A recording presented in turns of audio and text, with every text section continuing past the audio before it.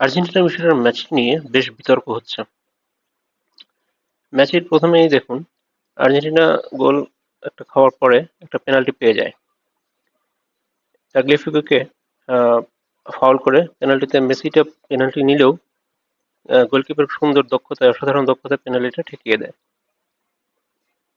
এরপরে আহ, দ্রুতই আর্জেন্টিনা আরেকটা সুন্দর অ্যাটাকে যায়। এটা একটু দেখুন ভালো মতো।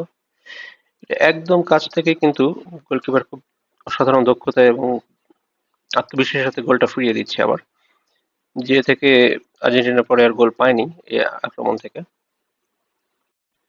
সেই আক্রমণের পরে আবার আর্জেন্টিনা আরেকটা আক্রমণে যাচ্ছে। এই আক্রমণটা খুব ভালো ছিল এবং এই গোলটা মানে হয়ে যেতে পারতো যদি গোলকিপার এত ভালো হতো, গোলটা না ঠেকাতে পারতো এবং সে হাতে ব্যথাও পায় গোল থেকে।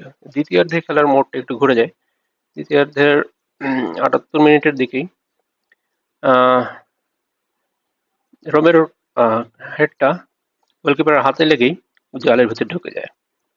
এখানে গোলকিপার আহ চেষ্টা করেও বলটা ঠেকাতে পারেনি। হেডারটা সে চাইলে ঠেকাতে পারতো, কিন্তু গোলকিপারের এই দুর্বলতার কারণে গোলটা হয়ে যায়। দেখুন, গোলকিপারের হাতে লেগে কিন্তু বলটা ঢুকে যাচ্ছে, সুতরাং এটা পুরোই গোলকিপারের ব্যর্থতা। গোলকিপার এই বলটা করলেই পারতো, গোলটা হতো না।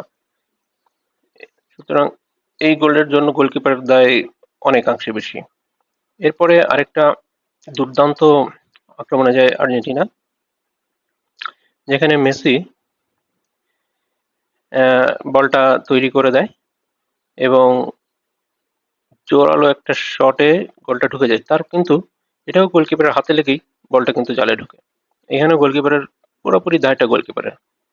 মিশরের এই গোলকিপারটা শুরুর দিকে ভালো করলেও শেষের দিকে আর অতটা ভালো করতে পারেনি, যার কারণে এই গোল দুটো হয়ে যায়। এই দুটো গোলই যদি এক গোলকিপারের হাতে লেগে ঢুকে, তাহলে বুঝতে হবে যে এখানে গোলকিপারের দায়টা আসলে এড়ানোর কোনো উপায় নেই। এই গোলকিপার দেখেন, এই বলটা একদম গোলকিপারের হাতে লেগেই ঢুকেছে, সুতরাং গোলকিপার এখানে পুরোপুরি ব্যর্থ। এখানে কারো কোনোই দোষ নেই। একদম দেখেন, হাতে লেগেই বলটা ঢুকে গেল, তাও আবার বারে লেগেছে। সুতরাং এই গোলটা গোলকিপার চাইলে ঠেকাতে পারতো। এখন আপনারাই বলুন, তো এই দোষটা কার আসলে? হারলো যে।